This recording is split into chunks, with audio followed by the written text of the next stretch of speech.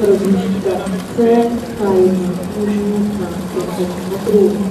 První dráze ulic Brno Brno, první Petr, druhé dráze Ostrovská Nová Ves, Lubomír, dráze číslo 3, Dukla Praha, Políka Jiří, dráha číslo 4, Děčín, Itálii Petr, dráha číslo 5, Sparta, Loukota Václav, dráha číslo 6, USK, Hutmán Pavel, dráha číslo 7, Olomouc, Slovák Tomáš a dráha číslo 8, Mošany Duchem Pavel.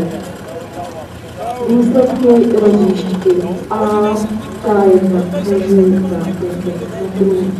První Šváb USK, druhý Legát Viktor Komutel, třetí náměstek Petr Sudnes Praha, čtvrtý Obrana Děčín, pátý Marin Ondřej Jablonec, šestý Josef Petr USK, sedmý Šára Pavel Bohemia a osmý Slav Miroslav Kavan.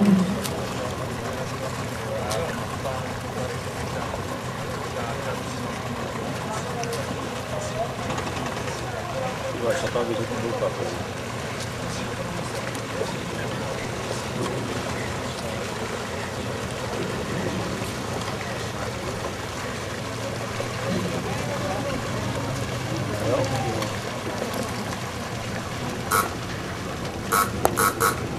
Agora não vypadne.